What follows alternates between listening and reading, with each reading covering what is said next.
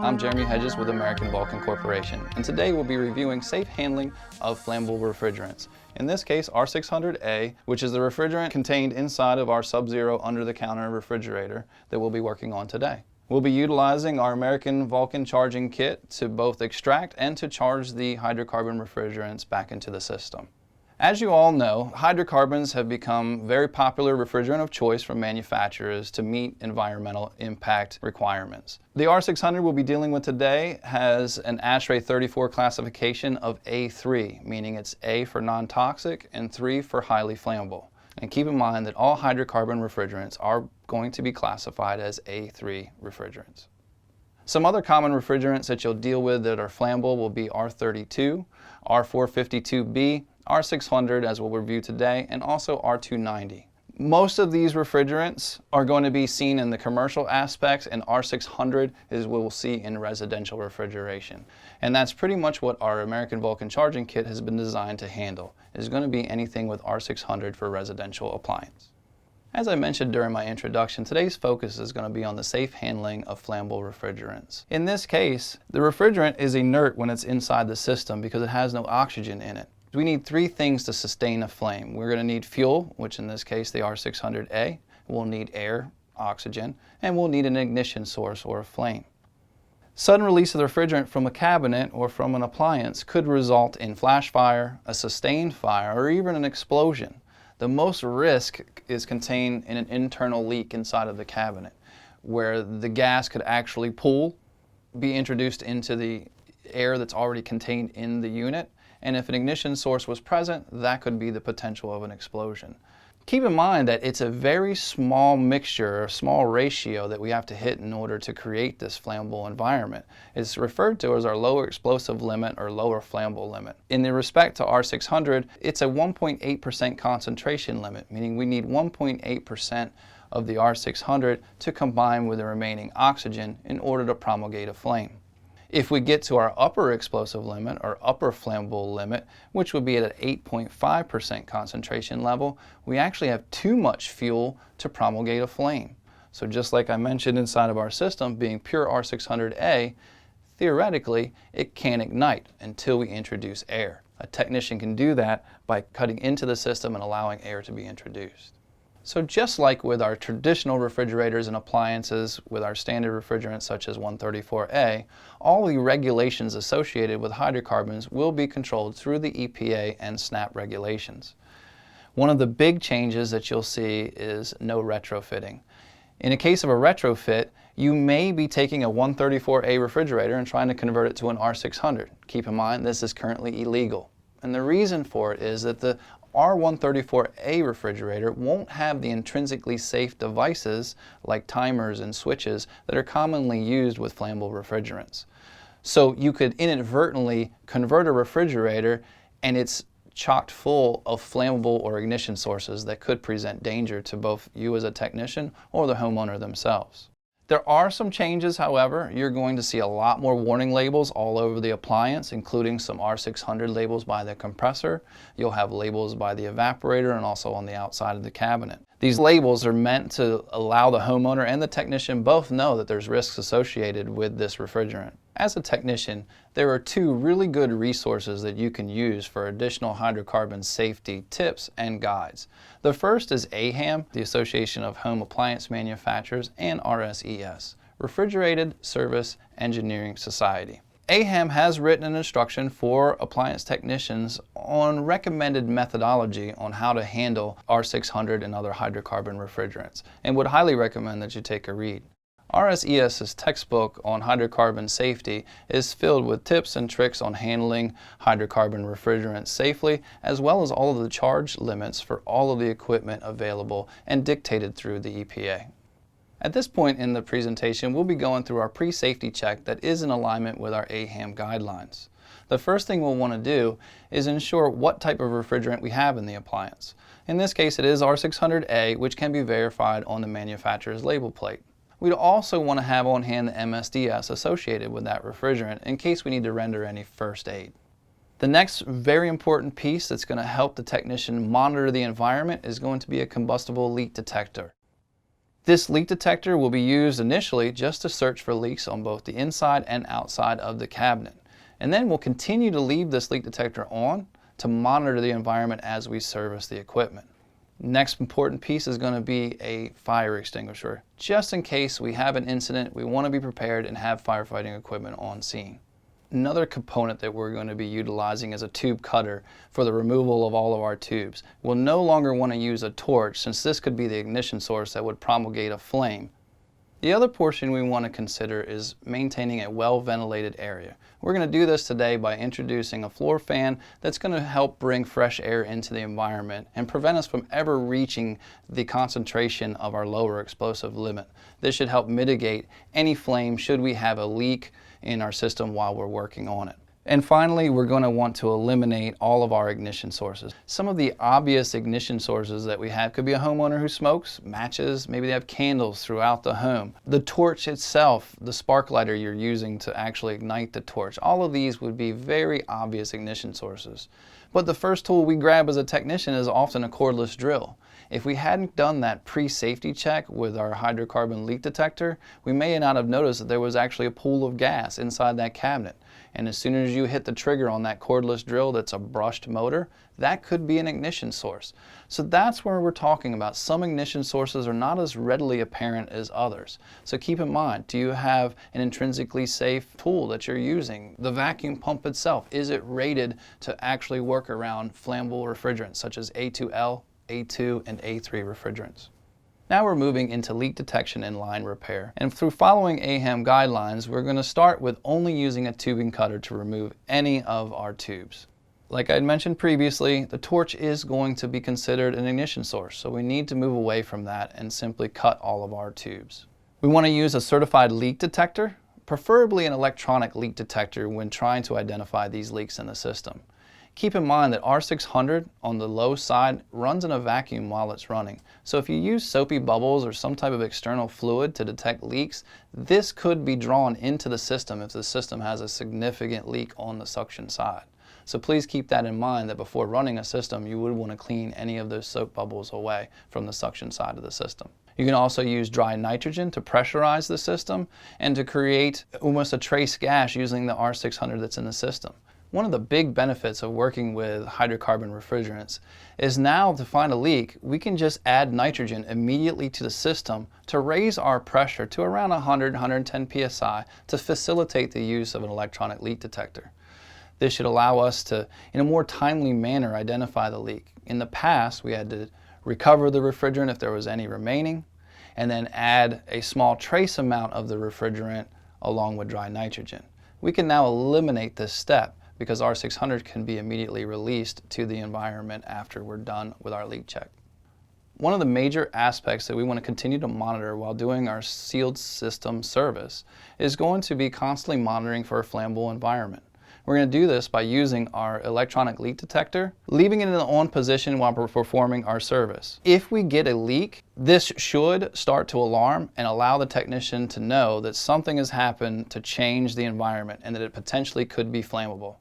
As we continue with the leak detection and line repair, at some point we're going to have to remove the gas from the appliance. In order to do this, it's much easier to directly discharge the gas straight into the environment by using our discharge hose and routing it through a window or a door.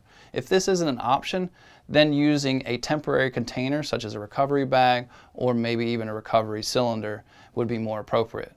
Keep in mind that if you use the bag or the cylinder for temporary storage, you want to discharge this immediately in a fresh air environment that is free from any ignition sources. Another component we want to stay away from is compressed air. Just like with our traditional refrigeration systems, we're not going to use any compressed air or oxygen for flushing the lines or blowing away debris or cleaning. Keep in mind that pure oxygen is an oxygenator and can be flammable in the right circumstances, and especially in introduction of petroleum-based products. Always use dry nitrogen if you need to flush your system. There are red marks that are going to be located near the process tubes on the appliance. These need to be maintained on the system. Some manufacturers use heat shrink sleeves, others will use actual paint to indicate that this is a flammable refrigerant inside of this system. So it's just an additional warning or visual indicator for the technician that there is indeed flammable refrigerants in this system. Always remove your piercing valves. this hasn't changed. Even with HFCs and traditional systems, you're always supposed to remove your piercing valve after service. There's always going to be a potential for leaks and should be removed and filled or the tube repaired after this service is completed. During the refrigerant removal phase of our service, we're going to want to ensure that we maintain ventilation. Again, having that floor fan or an intrinsically safe fan nearby to bring fresh air in will greatly prevent us from ever achieving that lower explosive or lower flammable limit we talked about previously. We want to maintain our proper grounds once again, and of course verify that we are using a refrigerant that is legal to discharge into the environment. If you're using R32 or R452B, you're going to need to actually recover these since they are HFC refrigerants. If you use a temporary vessel such as a recovery bag or a recovery cylinder, you do need to ensure that you empty this before you transport it anywhere. There's no point in putting a full recovery bag or full recovery cylinder filled with a hydrocarbon refrigerant that is no longer useful. Just simply discharge that into the air in an area that is risk-free and free of any ignition sources that could potentially ignite the gas.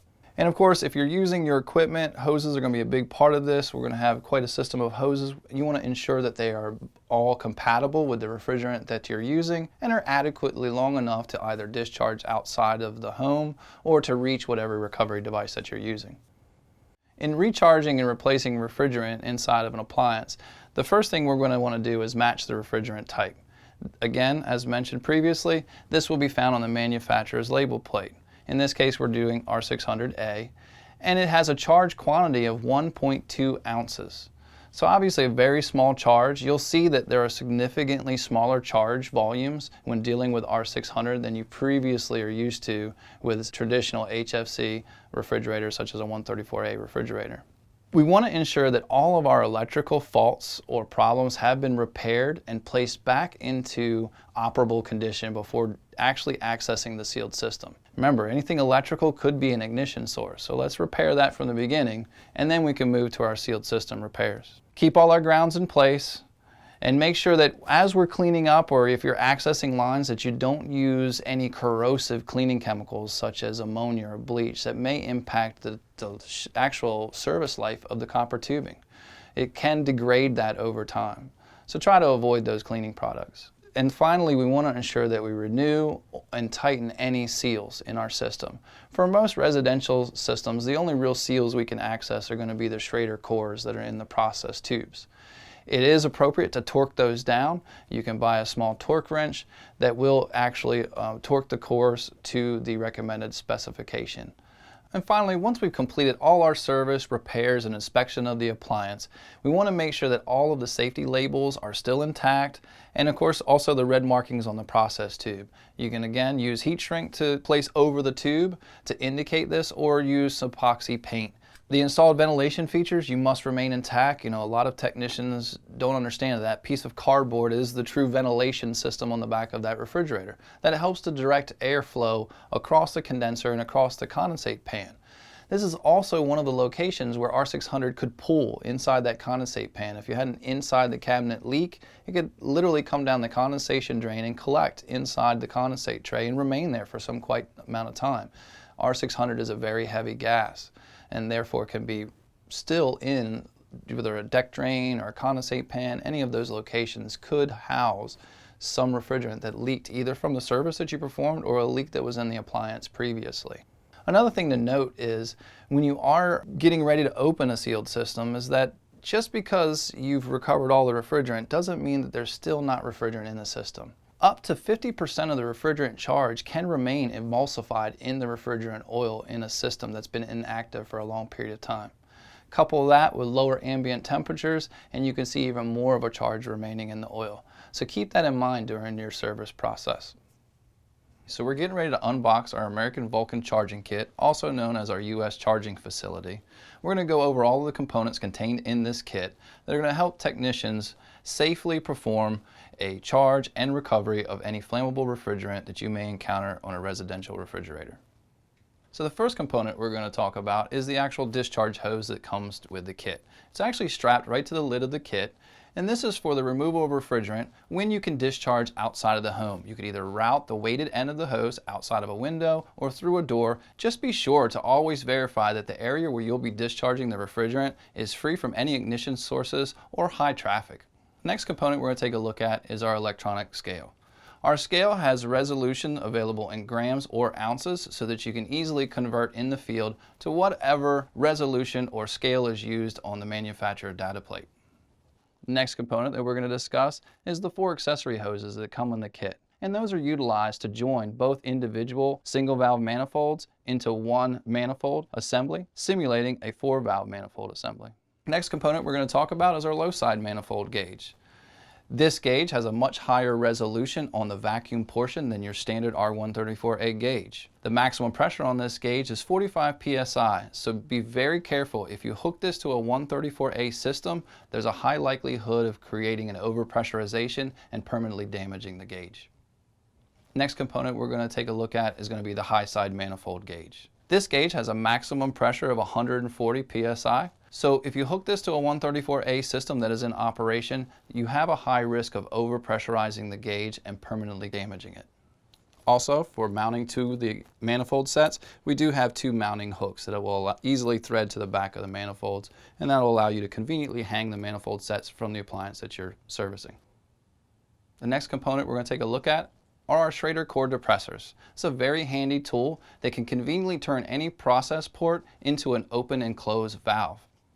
Also included in this kit are 2 ball valves. One ball valve has a 1/4 inch SAE male and a 1/4 inch SAE female connection port. The other ball valve has 2 male 1/4 inch SAE ports for easy connection to your standard refrigeration hoses. The next component we're going to discuss is our bottle adapter. This is used to adapt our R600 refrigerant cans to a 1/4 inch SAE flare so that we can hook our refrigerant hoses to it. Please keep in mind that the adapter is made from aluminum and the can has steel threads, so be very careful when you're threading the adapter onto the bottle. We also have 2 T's included in the kit. One is for the adapting to our liquid charging stand, while the other is utilized to create a small manifold, which will allow us to both evacuate the system at the refrigerant bottle and the appliance itself. We also have 2 more longer hoses that are installed in the kit. They'll be attached to a check valve.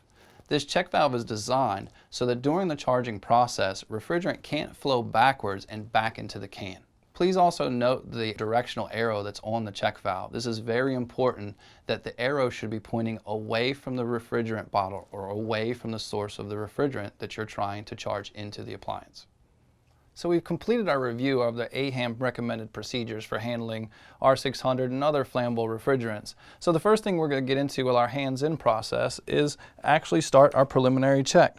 So we have our locator, which is a TLD 500, which is produced by Vulkan. This is our refrigerant leak detector, which also does detect hydrocarbons. So this is an all-in-one. It will go through a warm-up process that will take a brief 30 seconds or so, and then you'll hear indicated by a tone that it's actually functioning. Preferably, you'd like to take your electronic leak detector out to a fresh air environment to calibrate it. Obviously, here in studio, we haven't had a sealed system open yet, so we do know that it is a fresh air environment, so we'll allow it to calibrate here. So as we get our pulse, the TLD 500 will announce a constant chime as it's powered on. So this becomes our indicator that our environment is free of any hydrocarbons and we're not at risk of reaching our lower explosive or lower flammable limit. So I'll internal to the cabinet, so back by the vents where our evaporator would be located.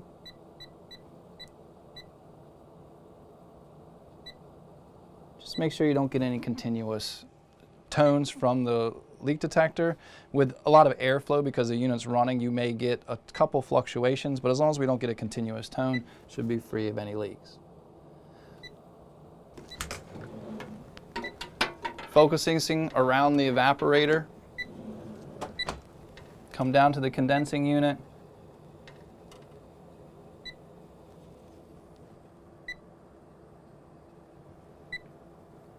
Keep in mind with R600 it is a heavy gas, so predominantly it'll be found near the bottom of any of your components. I'm not getting any indicators on my leak detection system, so I'm going to let it continue to remain powered on. For video purposes, I'm going to go ahead and silence our locator just to not have the beep. I would highly recommend when you're performing your real service that you leave the beep audible, so it's not something you have to look at periodically. But to silence it, I just push the silence button here.